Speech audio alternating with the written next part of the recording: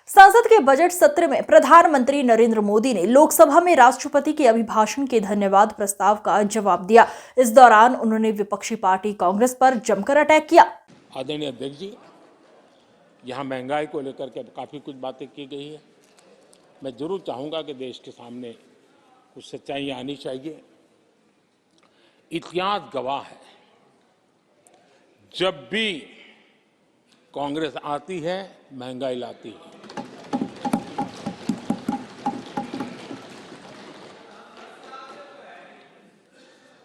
मैं कुछ वक्तव्य इस सदन में आज कहना चाहता हूं और किसी की आलोचना करने के लिए नहीं कह रहा हूं, लेकिन हो सकता है कि हमारी बात जो समझ नहीं पाते हैं वो अपने लोगों की बात को समझने का प्रयास करेंगे। कहा गया था कभी और किसने कहा था वो मैं बाद में कहूंगा, हर चीज की कीमत बढ़ जाने की वजह से मुसीबत फैली है, आम जनता उनमें फंसी है। ये स्टेटमेंट ऑफ फैक्ट किसका है? ये कहा था हमारे पंडित नेहरू जी ने, लाल किले से कहा था उस समय। हर चीज की कीमत बढ़ जाने की वजह से मुसीबत फैली है, आम जनता उनमें फंसी है। ये उस समय की बात है। उन्होंने माना था लाल किले से, चारों तरफ महंगाई बढ़ी है। अब इस वक्तव्य के 10 साल के बाद, नेहरू जी के इस वक्तव्य के 10 साल के बाद एक और वक्तव्य का कोट आपके सामने रखता हूं। आप लोग, मैं कोट बता रहा हूं, आप लोग आजकल भी कुछ दिक्कतों में हैं, परेशानियों में हैं महंगाई की वजह से। कुछ तो लाचारी है, पूरी तौर से काबू की बात नहीं हो पा रही हमारे इस समय में, हालांकि वो काबू में आएगी।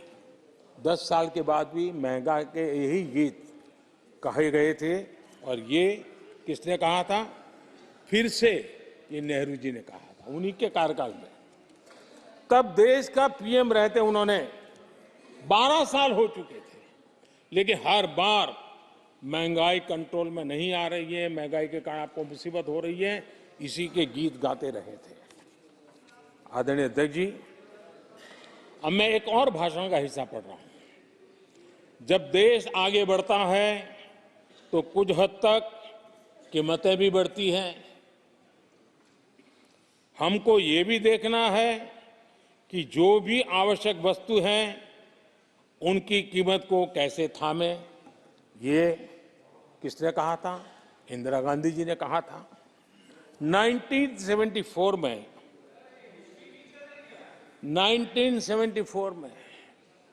जब देश में सारे उन्होंने दरवाजे ताले लगा दिए थे, लोगों को जेल में बंद कर दिया था, 30% महंगाई थी, 30%।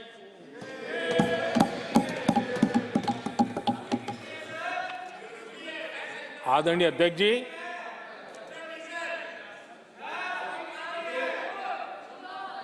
अपने भाषण में यहां तक कहा गया था, क्या कहा था? आप चौंक जाएंगे। उन्होंने कहा था अगर जमीन न हो, यानी कुछ पैदावार के लिए जमीन न हो, तो अपने गमले और कनस्तर में सब्जी उगा लें। ये ऐसी सलाहें उच्च पद पर बैठे हुए लोग दिया करते थे। जब देश में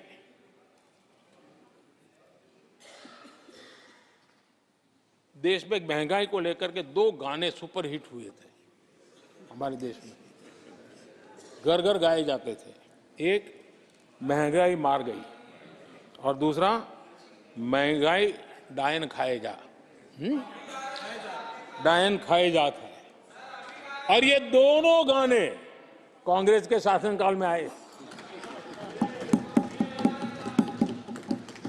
आदरणीय अध्यक्ष जी, यूपीए के शासनकाल में महंगाई डबल डिजिट में थी, डबल डिजिट में महंगाई थी, इसको नकार नहीं सकते हैं। और यूपी का सरकार का तर्क क्या था जी? असंवेदनशीलता। ये कहा गया था कि महंगी आइसक्रीम खा सकते हो तो महंगाई का रोना क्यों रो रहे हो? ये कहा गया था, ये कहा गया था। जब भी कांग्रेस आई है उसने महंगाई को ही मजबूत किया। आदरणीय अध्यक्ष जी, हमारी सरकार ने महंगाई को लगातार नियंत्रण में रखा है। दो दो युद्ध के बावजूद और 100 साल में आए सबसे बड़े संकट के बावजूद महंगाई नियंत्रण में है और हम कर पाए हैं।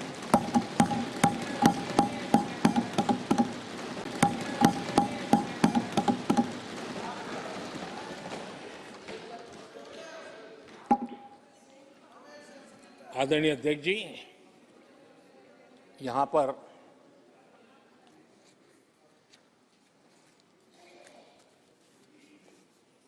बहुत गुस्सा व्यक्त किया गया। जितना हो सका उतने कठोर शब्द में गुस्सा व्यक्त किया गया। उनका दर्द मैं समझता हूं, उनकी मुसीबत और ये गुस्सा मैं समझता हूं, क्योंकि तीर निशाने पर लगा है।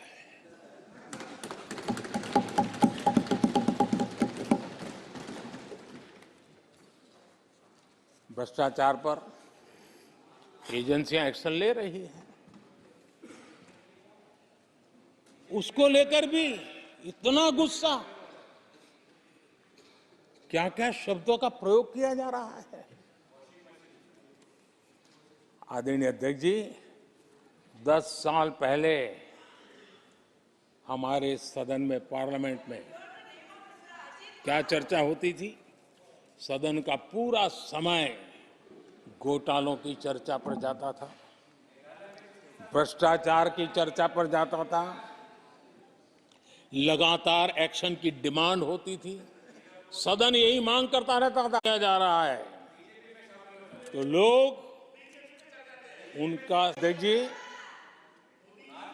इनके समय में एजेंसियों का सिर्फ और सिर्फ राजनीतिक उपयोग के लिए उपयोग नहीं दिया जाता था। अब आप देखिए उनके कालखंड में क्या हुआ। पीएमएलए एक्ट के तहत हमने पहले के मुकाबले 2 गुने से अधिक केस दर्ज किए। कांग्रेस के समय में ईडी ने 5,000 करोड़ रुपए की संपत्ति जब्त की। हमारे कार्यकाल में ईडी ने 1 लाख करोड़ रुपए की संपत्ति की। देश का लूटा हुआ माल देना ही पड़ेगा। और जिनका इतना सारा माल पकड़ा जाता हो, नोटों के ढेर पकड़े जाते हो, और अधीर बाबू तो बंगाल से आते हैं, देखे हैं नोटों के ढेर उन्होंने। तो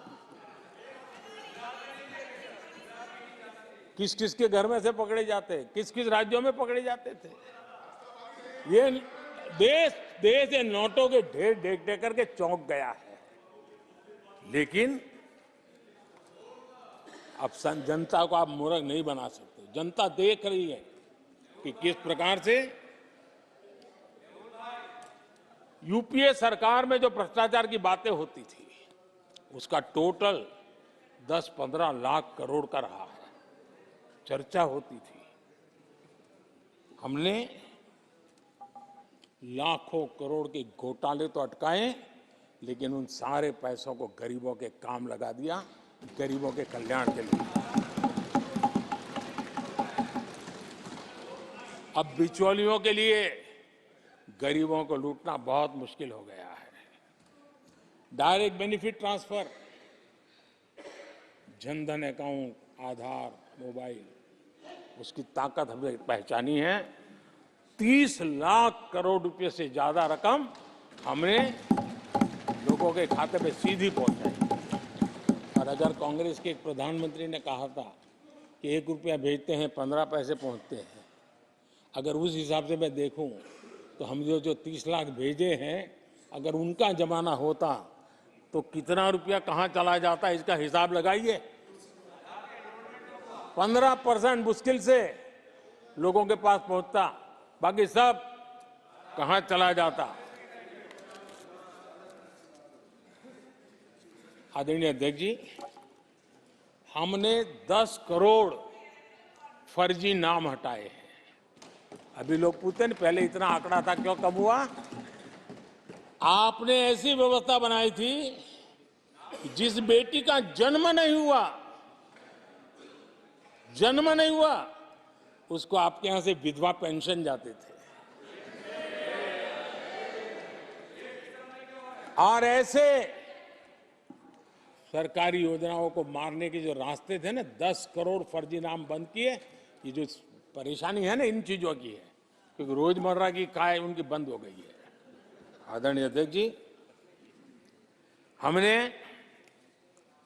ये फर्जी नामों को हटाने से करीब करीब 3 लाख करोड़ रुपया फर्जी हाथों में जाने से बचाया, गलत हाथों में जाने से बचाया। देश के टैक्स पेयर का पाई पाई बचाना और सही काम में लगाना, इसके लिए हमने जीवन खपा रखे हैं। आदरणीय अध्यक्ष जी,